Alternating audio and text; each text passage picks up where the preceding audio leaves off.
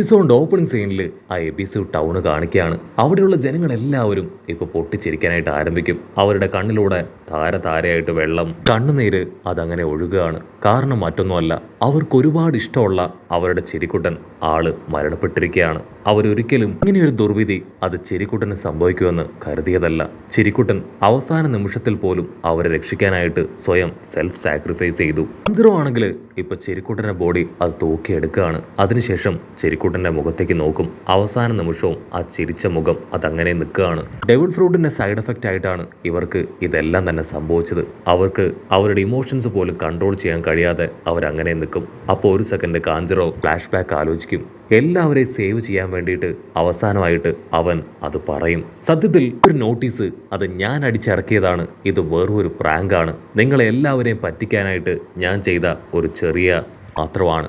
ആ ഒരു moon simple വളരെ പോപ്പുലറാണ്. സോ അത് തെറ്റിദ്ധരിച്ച് ഒറോച്ചിയും അവന്റെ വിഡ്ഢികളായിട്ടുള്ള അസിസ്റ്റൻസും അവരെ ലോക്ക് ചെയ്തു. എനിക്ക് ഇതിനപ്പുറം ഒന്നും വേണ്ട, ഒറോച്ചിയെ വിഡ്ഢിയാക്കി മാറ്റാൻ കഴിഞ്ഞു എന്ന് പറഞ്ഞ് ചിരിക്കുട്ടൻ അവൻ ഒറോച്ചിയെ കൂടുതൽ കളിയാക്കി എങ്ങനെയെങ്കിലും ആ പ്ലാന് അത് സക്സീഡ് ആക്കാൻ വേണ്ടി അത് മെയിനായിട്ടുള്ള വില്ലന്മാരിൽ നിന്നെല്ലാം ആ കാര്യം മറക്കുകയാണ്. അതിൽ കൺട്രോൾ പോയ ഒറോച്ചിയാണെങ്കിൽ അവനെ ഷൂട്ട് ചെയ്ത് ഇല്ലാതാക്കും. ഓടനാണെങ്കിൽ മരിക്കുന്ന ആ അവസാന സമയത്ത് പോലും ഓടനെ കുറിച്ചുള്ള നല്ല നല്ല കാര്യങ്ങൾ അത് വിളിച്ചു പറഞ്ഞുകൊണ്ടേയിരിക്കും. കട്ട് ചെയ്ത ഈ കാര്യങ്ങളെല്ലാം ഓർത്ത് കാഞ്ചറോ ആളാണെങ്കിൽ ചിരിക്കുട്ടനെ അങ്ങനെ വാരിയെടുക്കുകയാണ്. ചിരിക്കുട്ടന് വലിയൊരു ഫ്യൂണറൽ ചടങ്ങ് കൊടുക്കണം എന്നവർക്ക് ആഗ്രഹമുണ്ട്. പക്ഷെ ഇപ്പോഴത്തെ അവസ്ഥയിൽ അവർക്കതിന് കഴിയില്ല.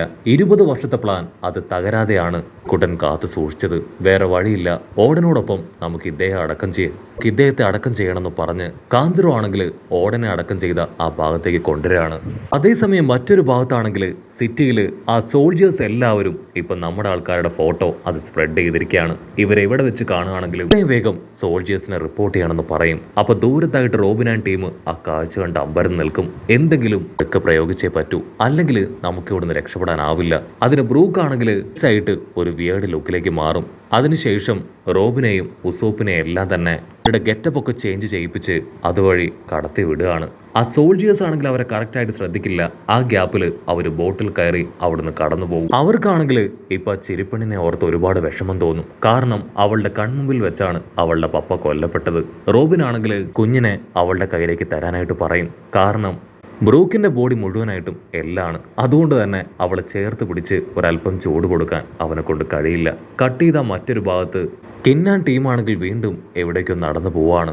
ടോജി ആണെങ്കിൽ നമ്മുടെ ആൾക്കാർക്ക് ആവശ്യമായിട്ടുള്ള ഒരുപാട് കപ്പലുകൾ അവിടെ കൊണ്ടുവന്നിരിക്കുകയാണ്. അവരാണെങ്കിൽ അത് കണ്ട് ഞെട്ടും. കപ്പലുകൾക്കാണെങ്കിൽ നല്ല പഴക്കമുണ്ട്. പക്ഷേ ചെറുതായിട്ടൊന്ന് റിപ്പയർ ചെയ്താൽ അതവർക്ക് ഉപയോഗിക്കാനായിട്ട് കഴിയും. കൈഡോ തകർത്ത വലിയൊരു ഐലാൻഡിൽ നിന്ന് ടോജി അവന്റെ ആൾക്കാരും ചേർന്ന് മോഷ്ടിച്ചാണ് ഈ കപ്പലുകളെല്ലാം ഇവിടേക്ക് എത്തിച്ചത്. ഇങ്ങനെയാണെങ്കിൽ ഭയങ്കര സന്തോഷം. നീ ടെൻഷൻ ആവേണ്ട കാര്യമില്ല. നമ്മുടെ കയ്യിൽ ഫ്രാങ്കി എന്ന് പേരുള്ള ഒരു നല്ല ഷിപ്പ് ബിൽഡർ ഉണ്ട്. അവൻ തീർച്ചയായിട്ടും ഇത് സെറ്റ് ചെയ്ത് തരും.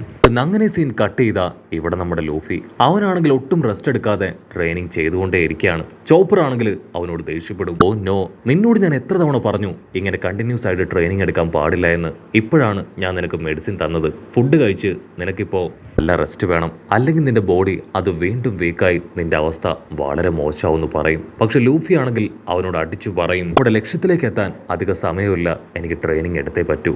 അവന് സപ്പോർട്ട് കൊടുത്ത് ഇപ്പൊ ഗ്രാൻഡ് പേ അവിടേക്ക് വരികയാണ്. ഗ്രാൻഡ് പേ ആണെങ്കിൽ ആളുടെ ഓക്കെ പവർ അത് വളരെ സിമ്പിളായിട്ട് പുറത്തെടുത്ത് ഫൈറ്റ് ചെയ്യാനായിട്ട് ആരംഭിക്കും. പക്ഷെ ലൂഫി ആണെങ്കിൽ നല്ല രീതിയിൽ എഫേർട്ട് ഇട്ട് അവന്റെ മുഴുവൻ ഹോക്കി പവറും പുറത്തേക്ക് കൊണ്ടുവരികയാണ്. ഗ്രാൻഡ് പേയും ലൂഫിയും അവർ രണ്ടുപേരുടെയും പവർ എടുത്ത് ഞെട്ടിക്കും. ഗ്രാൻഡ് പേ ആണെങ്കിൽ അടിച്ചു പറയും, നിനക്കും കവമട്സുവിനെ പോലെ തന്നെ നല്ല പവറുണ്ട്. നീ തീർച്ചയായിട്ടും നന്നായിട്ട് ട്രെയിനിങ് എടുത്ത് ഈ ഹോക്കി പവർ യൂസ് ചെയ്യാൻ പഠിക്കുകയാണെങ്കിൽ ഒരു ഡൗട്ടും വേണ്ട, നിനക്ക് കൈഡോയെ തോൽപ്പിക്കാനാവും. അവിടുന്ന് അങ്ങനെ സീൻ കട്ട് ചെയ്ത ഇവിടെ സോറോ അവനാണെങ്കിൽ ആ ബ്രിഡ്ജിന്റെ അടുത്തേക്ക് വന്നിരിക്കുകയാണ്. അവന്റെ സ്ക്വാഡ് എടുത്ത് ഇപ്പൊ കള്ളനുമായിട്ട് ഫൈറ്റ് ചെയ്യാൻ തയ്യാറാവും. നിന്നെ ഞാൻ വെറുതെ വിടില്ല. നിന്നെ അറ്റാക്ക് ചെയ്ത് എന്റെ സ്ക്വാഡ് അത് ഞാൻ തിരികെ പിടിക്കും. ഇവിടുന്ന് അങ്ങനെ കട്ട് ചെയ്ത ആ കള്ളനും സോറോയും അവർ രണ്ടുപേരും ഇപ്പൊ വമ്പൻ ആയുധങ്ങളൊക്കെ എടുത്ത് പൊരിഞ്ഞ പോരാട്ടം. സോറോ ആണെങ്കിൽ ഇപ്പൊ കള്ളനോട് ചോദിക്കും, സത്യം പറയ്, നീ ആരാ? നീ എന്തിനാ എന്റെ സ്ക്വാഡ് അത് അടിച്ചു മാറ്റിയേ? അതിനവനാണെങ്കിൽ റിപ്ലൈ ഒന്നും പറയാതെ വീണ്ടും അവന്റെ കയ്യിലുള്ള ഒരുപാട് സ്ക്വാഡൊക്കെ അങ്ങനെ വീശി സോറോയെ അറ്റാക്ക് ചെയ്തുകൊണ്ടേയിരിക്കും. സോറോയ്ക്കാണെങ്കിൽ വേറെ വഴിയില്ല. അവന്റെ ഒരു സ്ക്വാഡ് അങ്ങനെ വലിച്ചൂരി ആ കള്ളനെ ആഞ്ഞു വെട്ടുകയാണ്. ചോര തുളുമ്പി അവൻ താഴേക്ക് വീഴും. സോറോ ആണെങ്കിൽ അവനെ മടക്കി ലോക്ക് ചെയ്ത് വീണ്ടും വീണ്ടും ഒരുപാട് ചോദ്യങ്ങൾ അവനോട് ചോദിക്കുകയാണ്. നീ എന്തിനാണ് ഇതുപോലെ ഒരുപാട് ആയുധങ്ങൾ അത് മോഷ്ടിച്ചെടുക്കണേ? എന്റെ ആയുധം അതെവിടെ? അതിനവനാണെങ്കിൽ അപ്പോഴും ഓരൊക്കെ ആവശ്യമായിട്ടുള്ള മറുപടി അത് കൊടുക്കില്ല. ലോങ് ഷോട്ടിലായിട്ട് നമ്മുടെ വിശ്വസുന്ദരി അവൾക്കാണെങ്കിൽ എന്ത് പറയണമെന്ന് അറിയാതെ അവൾ അങ്ങനെ പേടിച്ചൊരു ഭാഗത്ത് നിൽക്കുകയാണ്.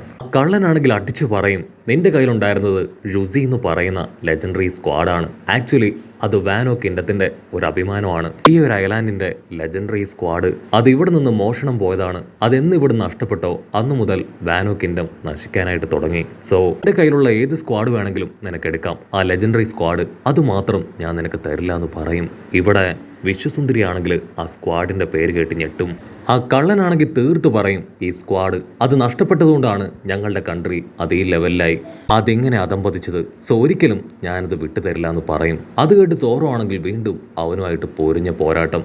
അടുത്ത നിമിഷം കവമട്സു അവൻ അവിടേക്ക് ഓടി വന്ന് ഒരു സ്ക്വാഡ് സോറോയ്ക്ക് നേരെ വലിച്ചെറിയാണ്. നിർത്തിടാ നിങ്ങൾ, സ്റ്റോപ്പ് ദ ഫക്ക്. സോറോ ആണെങ്കിൽ സിമ്പിളായിട്ട് ആ സ്ക്വാഡ് അങ്ങനെ തട്ടി മാറ്റും. വിശ്വസുന്ദരിയാണെങ്കിൽ കവമട്സു കണ്ട് ഷോക്കാവുകയാണ്. കാരണം ചെറുപ്പത്തിൽ അവളെ ഏറ്റെടുത്ത് വളർത്തിയത് കവമട്സു ആണ്. അവനൊന്നും ഇല്ലാഞ്ഞിട്ടും കഴിവുകളൊന്നും ഇല്ലാതെ അവളെ വളർത്തിയെടുത്തു. ഇവിടെ ആ കള്ളനും ഇപ്പൊ കവമട്സുവെ കണ്ടു വണ്ടറടിക്കും. അവളാണെങ്കിൽ കവമട്സുവിന്റെ പേര് വിളിക്കും. കവമട്സു, നിങ്ങൾക്ക് എന്നെ ഓർമ്മയുണ്ടോ? ഇത് ഞാനാണെന്ന് പറയും. അതിന് കവമട്സു ആണെങ്കിൽ ക്യാഷ്വലായിട്ട് ചോദിക്കും, നീ ആരാണ്? എനിക്ക് നിന്നെ അറിയില്ല. അവളാണെങ്കിൽ അത് കേട്ട് ഷോക്കാവും. അവിടുന്ന് അങ്ങനെ സീൻ കട്ട് ചെയ്ത് ഇവിടെ ബിഗ് മോമിനെ ഒരു വിധത്തില് അവർ കിങ്ങിന്റെ അടുത്തേക്ക് എത്തിച്ചിരിക്കുകയാണ്. കുടിക്കാനായിട്ട് സോപ്പും കഴിക്കാനായിട്ട് ഭക്ഷണവും കിങ് കൊടുക്കും. കിങ് ആണെങ്കിൽ ഇപ്പൊ ക്വീനോട് ചോദിക്കും, നീ എന്തിനാ ഇവരെ ഇവിടേക്ക് കൊണ്ടുവന്നേ? ഓൾറെഡി ഇവളെ ഞാൻ ഓടിച്ചു വിട്ടതാണ്. ഇവള് വീണ്ടും ഇവിടേക്ക് വന്നപ്പോൾ നിനക്കെങ്കിലും ഇവളെ ഇല്ലാതാക്കാമായിരുന്നു. സോ അതിനു പകരം നീ അവളെ കൂട്ടിക്കൊണ്ട് ഇവിടേക്ക് വന്നു. അത് കേട്ട് ബിഗ് മോം ആണെങ്കിൽ കിങ്ങിനോട് പറയും, സത്യത്തിൽ എന്നോട് ചെയ്ത കാര്യങ്ങളെല്ലാം തന്നെ എനിക്ക് ഓർമ്മയുണ്ട്. പക്ഷേ എനിക്ക് അതെല്ലാം മറക്കാനായിട്ട് കഴിയും. കാരണം മറ്റൊന്നുമല്ല, എനിക്ക് നിന്നെ ഒരുപാട് ഇഷ്ടപ്പെട്ടു. എൻ്റെ ഐലാൻഡിൽ റയർ ആയിട്ടുള്ള ഒരുപാട് പേരുണ്ട്. അതിൽ മിസ്സിങ് 3 പേരാണ്. നീ അവിടേക്ക് വരികയാണെങ്കിൽ ആ മിസ്സിംഗ് പൊസിഷൻ അത് 2 കുറയുമെന്ന് പറയും. കിങ് ആണെങ്കിൽ അത് കേട്ട് ടെൻസ്ഡ് ആവും. അതുപോലെ തന്നെ തീർത്തു പറയും, എന്നെ കൊണ്ട് പറ്റില്ല, ഞാൻ ഒരിക്കലും നിന്റെ ടീമിലൊന്നും ചേരില്ല. ഈ കാര്യങ്ങളെല്ലാം ക്വീനും കിങ്ങും കൈഡോയും കേട്ടിരിക്കുകയാണ്. ബിഗ് മോമിനാണെങ്കിൽ അവളുടെ ദേഷ്യം അത് ഡബിൾ ആവും. കാരണം അവൾ എന്തെങ്കിലും ഒന്ന് ആഗ്രഹിച്ചിട്ട് അത് അവൾക്ക് കിട്ടിയിട്ടില്ല എങ്കിൽ അവളെ കൊണ്ട് അത് സഹിക്കാനായിട്ട് കഴിയില്ല.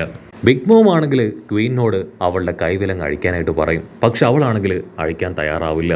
അടുത്ത നിമിഷം കൈഡോ അവന്റെ സോൾജിയേഴ്സ് ആയിട്ട് അവളുടെ തൊട്ടടുത്തേക്ക് വരികയാണ്. അതിനുശേഷം ക്വീനോട് അവളുടെ കയ്യിലെ ആ ഹാൻഡ് കഫ് അത് അഴിക്കാനായിട്ട് പറയും. സോ അവനും ഇപ്പൊ ഹാൻഡ് കഫ് അഴിക്കുകയാണ്. ആക്ച്വലി ബിഗ് മോമും കൈഡോയും അവർ 2 പേരും പണ്ട് ഒരേ പൈററ്റ് ഗ്രൂപ്പിൽ ഉണ്ടായിരുന്നവരാണ്. പിന്നീട് അവർ 2 പേരും പിരിഞ്ഞ് സ്വന്തമായിട്ട് പൈററ്റ്സ് ടീംസ് ഒക്കെ ക്രിയേറ്റ് ചെയ്തു. കൈഡോയ്ക്കാണെങ്കിൽ വളരെ സ്ട്രോങ് ആയിട്ടുള്ള ഒരു പൈററ്റ് ടീം വേണമെന്നാണ് ആഗ്രഹം. പക്ഷെ ബിഗ് മോമിന് ഡിഫറെന്റ് ആയിട്ടുള്ള ആൾക്കാർ അവളുടെ കൂടെ ഉണ്ടാവണം എന്നാണ് ആഗ്രഹം. 10 വർഷത്തിന് ശേഷം അവരിപ്പോ വീണ്ടും കണ്ടുമുട്ടിയിരിക്കുകയാണ്. അവരങ്ങനെ ടെററായിട്ട് പരസ്പരം ലുക്ക് വിടും. അടുത്ത നിമിഷം 2 പേരും വമ്പ സ്ക്വാഡൊക്കെ എടുത്ത് ഫൈറ്റ് ചെയ്യാൻ റെഡി ആയിട്ട് നിൽക്കുകയാണ്. ചുറ്റുമുള്ളവർ നോക്കി നിൽക്കുമ്പോൾ തന്നെ അവർ 2 പേരും ചേർന്ന് അവരുടെ സ്ക്വാഡൊക്കെ ഉപയോഗിച്ച് പൊരിഞ്ഞ അട്ടിയിട്ടി ബഹളം. അങ്ങനെ അവിടെ വെച്ച് ഈ ഒരു എപ്പിസോഡും അവസാനിക്കുന്നു.